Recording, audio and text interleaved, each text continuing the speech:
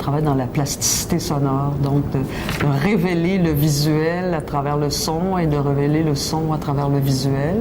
Puis après ça, ben, chaque projet a sa direction propre. Comme dans celui-ci, ben, on s'est intéressé beaucoup à l'abstraction de l'espace, donc à cette idée de la perception, de notre perception limitée de l'espace. Donc, physiquement, on serait limité à voir seulement en 3 dimensions. Donc, c'est une limite physique.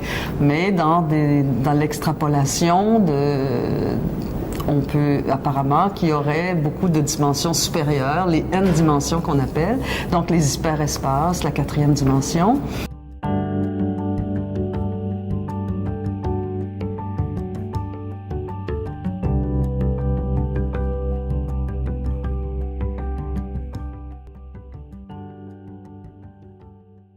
Par l'intuition, puis aussi par le déroulement du temps. Dans l'objet une série d'objets qui se déplacent, on propose un espace qui va s'ouvrir.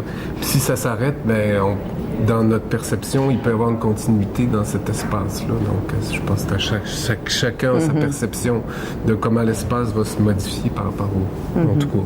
Nous, ce qu'on propose, c'est que je pense c'est d'y réfléchir, c'est plus de se laisser porter par cette possibilité d'un espace qui existe, mais que l'on ne peut percevoir. Ouais.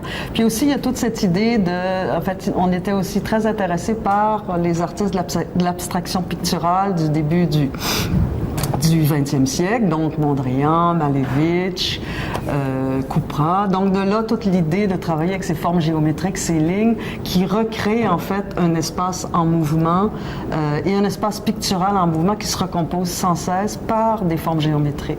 Donc il y avait aussi cette interprétation-là, mais très très libre, de ces artistes du début du 20e siècle, couplée avec ces lectures sur la 4e dimension, qui ont aussi influencé ces artistes-là. Donc, c'est toute la recherche qu'on a faite, puis de fil en aiguille, ben, tu lis une chose, puis tu en découvres une autre, puis tu en découvres une autre, puis qui a construit tout cet univers-là.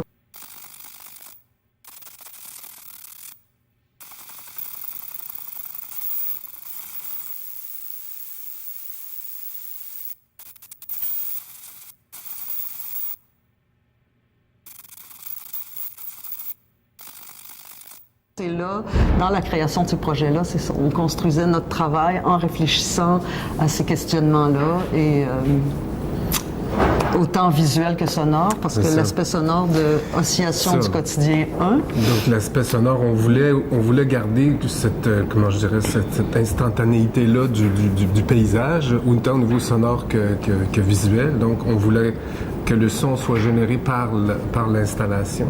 Donc dans ce cas-ci, on a utilisé les champs magnétiques qui sont générés par les moteurs. Donc ça, c'est des moteurs qu'on appelle des moteurs pas à pas, donc qui bougent par cran, donc qui n'ont pas une rotation continue toujours. Donc avec un dispositif de bobine qu'on a mis sur les moteurs-là, on est capable de capter ces champs magnétiques-là. Donc c'est ce son-là qui est diffusé directement dans le haut-parleur, donc c'est très minimal.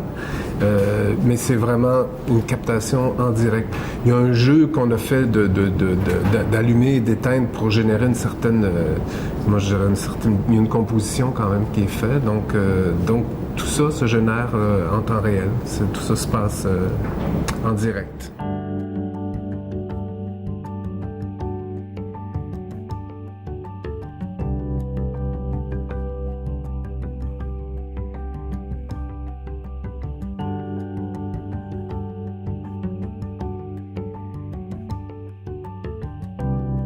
Quand on a... Au début, on voulait mettre des micro-contacts sur les grandes tiges pour entendre l'espèce de vibration subtile des mouvements, mais les moteurs faisaient beaucoup, beaucoup trop de bruit. Alors, en cherchant, on a trouvé un moyen de rendre les moteurs silencieux. Et une fois que les moteurs ont été silencieux, par un hasard dans l'atelier, complètement en faisant de la recherche, on a pris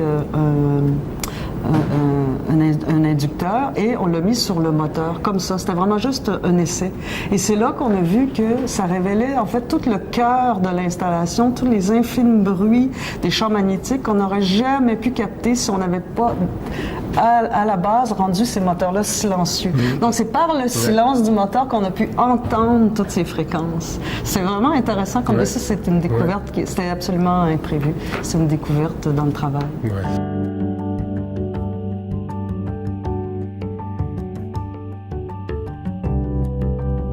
En fait, ça faisait très longtemps qu'on voulait travailler avec la lumière, mais ça venait pas. C'était pas là. On n'arrivait pas à l'intégrer. Quand on l'intégrait, on se disait non, finalement, c'est mieux sans, c'est mieux d'avoir une lumière extérieure. Puis cette fois-ci, en fait, on a essayé cette espèce de bande de LED qu'on a mis en dessous des bras mécaniques. Ce qui fait que là, c'est complètement intégré et que la lumière fait partie. Ça devient, à partir du moment où on a mis la lumière de cette manière-là, puis qu'elle bouge avec le mouvement, c'est devenu comme une espèce de corps céleste. Donc, ça a propulsé le travail dans une autre dimension.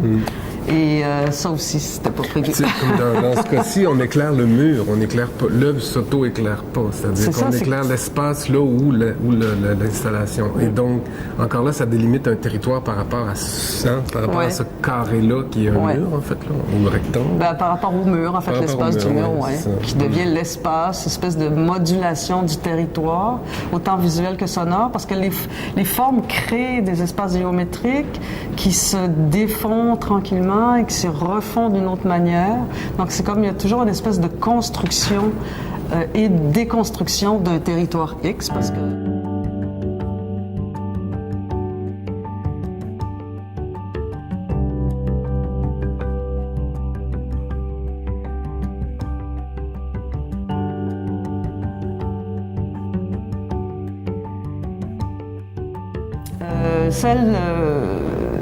L'œuvre murale cinétique, donc, est plus proche d'un tableau cinétique qui est sans son, donc silencieuse. Mais une œuvre silencieuse, le silence fait partie du son, donc on reste dans cette idée. Encore toute cette idée de l'extrapolation de l'espace, parce que quand les formes se superposent, en fait, on a la surface, donc ça travaille sur la surface, mais aussi ça travaille sur le volume, parce qu'il y a la transparence, par exemple, des triangles qui sont superposés, et il y a aussi l'ombre qui projette ces espaces-là, qui génère cette espèce d'extrapolation de l'espace, parce que dans la quatrième dimension, en fait, cette idée de la n dimension, c'est qu'il n'y a pas de paroi. Donc, il n'y a pas de plafond, il n'y a pas de plancher, il n'y a pas de mur droit, puis il n'y a pas de mur à gauche. Donc, tu peux traverser les espaces. C'est pour ça qu'on dit que c'est quand même la quatrième dimension serait quand même un territoire très virtuel.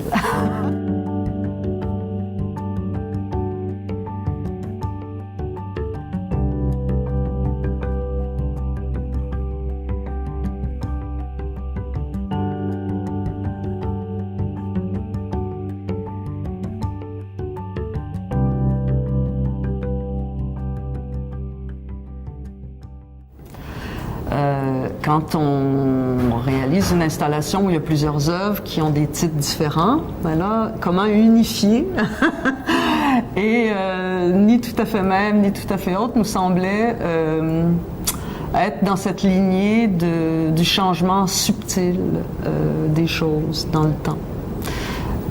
Donc ça englobait les trois œuvres dans l'invention du territoire. Donc on voit qu'il est quand même dans toujours une modulation, parce que si on invente des territoires, ils sont en modulation perpétuelle. Oscillation du quotidien, le titre par lui-même parle du temps, de l'espace, du changement, puis un dedans avec un dehors avec un dedans en dedans. Ça, ce qui est un très drôle de titre. Oui, absolument. En fait, qui parle de l'espace dans l'espace, de l'hyperespace.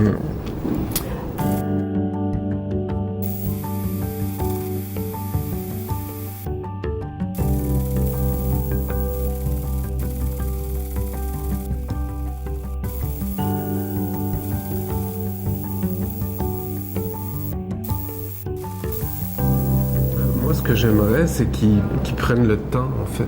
Qu'ils prennent le temps qui passe là pour juste se laisser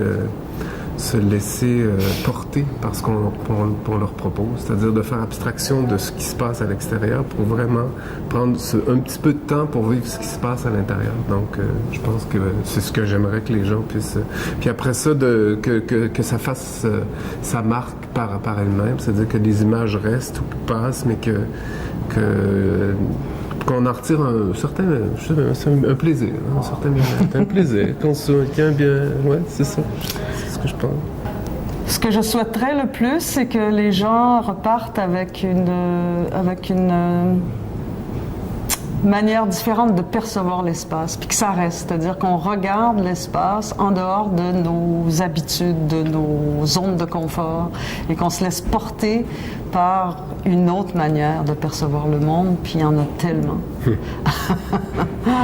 Donc, c'est ça.